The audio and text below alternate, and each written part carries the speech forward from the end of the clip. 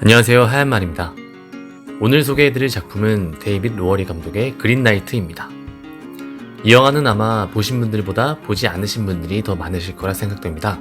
우선 영화 자체가 그렇게 대중적이지가 않고요. 우리가 흔히 알고 있는 판타지 영화와는 결이 많이 다릅니다. 그럼에도 그린나이트는 저는 굉장한 수작이다, 이렇게 생각이 들고요. 이렇게 영상으로 남길 만한 영화라는 생각이 듭니다. 스포가 있지만 안 보신 분들은 이 영상을 보시고 영화를 보셔도 좋을 것 같습니다.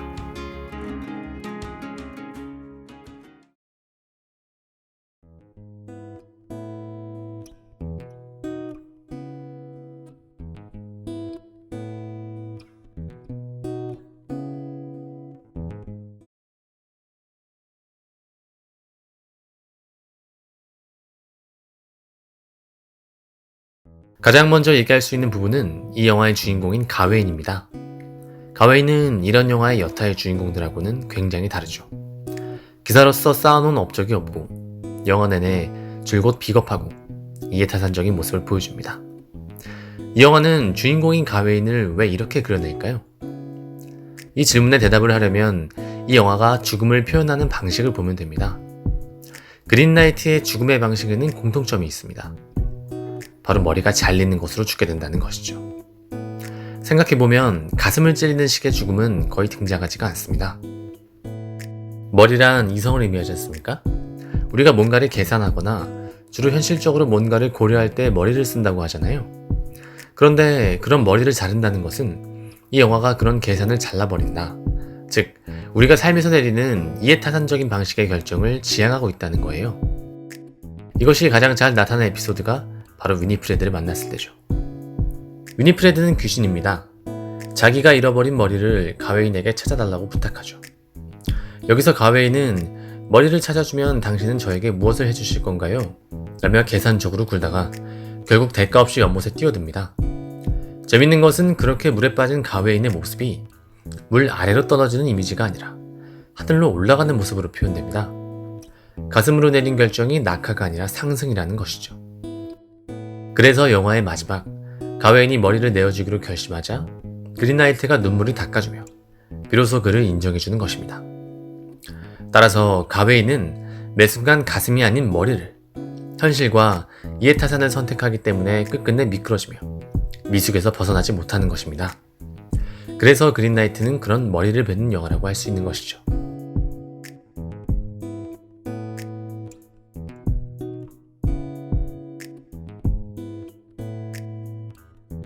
영화의 마지막, 그린나이트는 가웨인을 칭찬하며 이제 가웨인의 목을 베겠다고 합니다. 그런데 그렇게 영화가 끝나게 됩니다. 결말이 생략되었기 때문에 가웨인은 죽었을 수도 있고 죽지 않았을 수도 있겠죠.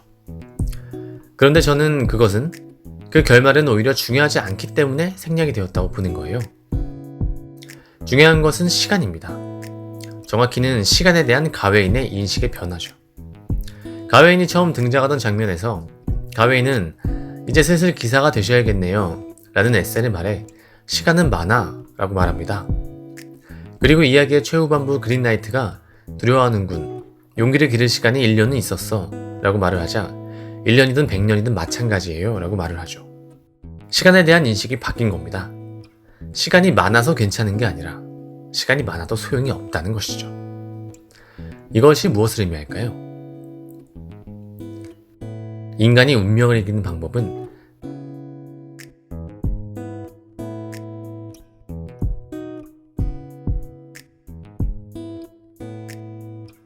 바로 지금이어야 한다는 겁니다. 가웨인처럼 우리도 삶의 순간에서 대부분 녹색 허리띠를 택하지 않습니까? 목소리를 내야 할 순간에 보다 안전한 길을 택하고 두려움 때문에 자기가 아닌 타인이 정해준 모습을 따르죠. 우리를 걱정하는 사람들은 이렇게 말합니다. 그렇게 사는 건 위험해. 나중으로 미뤄. 그런데 그린나이트에서 나중은 없는 겁니다. 가웨인이 죽기 직전 파노라마로 펼쳐지는 가웨인의 미래 장면이 바로 그것을 말하죠. 따라서 그린나이트는 가슴으로 결정하는 순간은 언제여야 하는가? 바로 지금일 때 비로소 우리가 운명에서 자유로워진다는 거예요.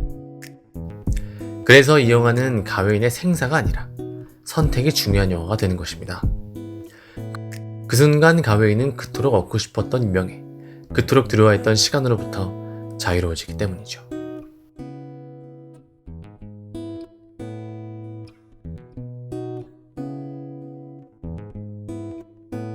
이 영화의 이야기가 시작하는 시점은 특별합니다.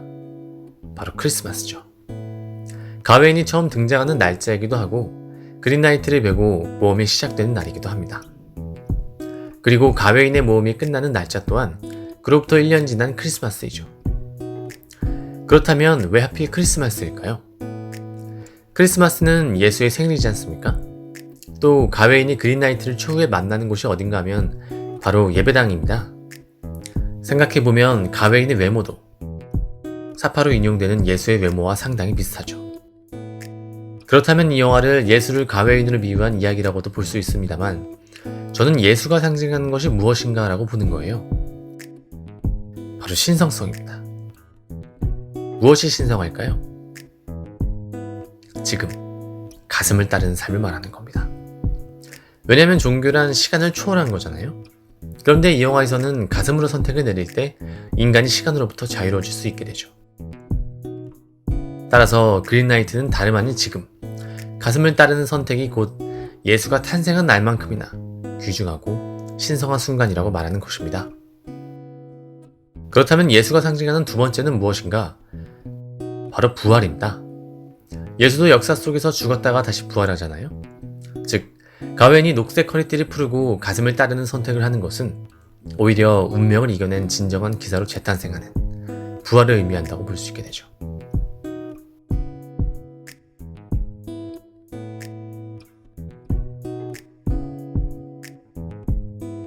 이야기의 중반, 위니프레드가 가웨인이 자신의 목을 찾아준 대가로 정보를 하나 주는데 그린라이트는 당신이 아는 사람이에요 라고 말을 하죠. 그런데 영화가 끝날 때까지 그린라이트가 사실 누구인지 나오질 않습니다. 그렇다면 가웨인이 아는 누군가라던 그린라이트는 누구일까요? 이것에 힌트를 주는 인물이 바로 에셀입니다. 에셀은 가웨인이 아직 초라하던 시절 사귀던 신분 차이가 많이 나는 애인이죠. 그런데 재밌는 것은 가웨인이 그린라이트를 찾아 떠나는 여정에서 만나는 후반부 인물로 에셀과 똑같은 얼굴을 가진 여자가 나온다는 겁니다. 같은 배우가 연기했단 말이죠. 이것은 가웨인에게 왕이 될 명분을 주고 싶었던 마법사인 어머니가 일부러 얼굴을 같게 만들었을 수도 있습니다. 그렇게 해야 가웨인이 더 유혹에 잘 빠질 수 있을 테니까요. 그런데 저는 어떻게 보는가 하면 같은 얼굴, 같은 정체성을 가진 사람이라도 선택과 환경에 따라 그 사람이 달라질 수 있다는 의미로 보는 것이죠. 왜냐하면 이 영화가 이야기하는 것은 앞에서 말씀드렸듯 운명에 대한 변화이기 때문입니다. 상황에 따라 에셀이 그 귀부인일 수도 있었고 반대일 수도 있었던 거예요. 그렇다면 그렇게 생각하고 다시 그린라이트가 누구인지 생각해보면 그린라이트는 누구일까? 그린라이트는 사실 가웨인인 겁니다. 그래서 그린라이트 또한 가웨인의 마법사 어머니가 만든 존재인 것이죠. 그래서 둘은 엄마가 같습니다. 이렇게 본다면 그린라이트에서 가웨인의 운명을 바꾸는 존재는 다름 아닌 가웨인, 자기 자신입니다. 즉, 반복되는 우리의 운명을 바꿀 수 있는 존재는 타인이 아니라 영화를 보는 우리 자신이라는 뜻이 되죠. 살다 보면 변화를 위한 결단을 내려야 할 때가 있죠. 하지만 편안함과 안전을 보장해주는 녹색 허리띠 때문에 도무지 그렇게 하기가 어려울 때가 있습니다. 그린라이트는 바로 이것을 말해줍니다. 지금 가슴을 따르는 순간 우리를 괴롭히는 것들로부터 비로소 자유로워질 수 있다고 말이죠. 그리고 그 결정을 내리는 지금은 크리스마스만큼이나 특별한 날이 될지도 모릅니다.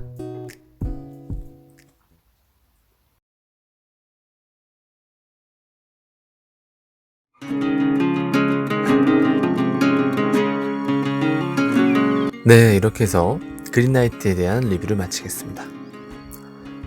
여러분들이 본 그린라이트에 대한 여러분만의 시선을 댓글로 나눠주시면 또 한번 재미있게 이 영화를 다시 한번 바라볼 수 있는 기회가 될 거라고 생각이 듭니다. 재밌게 보셨으면 구독, 좋아요, 댓글 눌러주시고 지금까지 하얀말이었습니다. 감사합니다.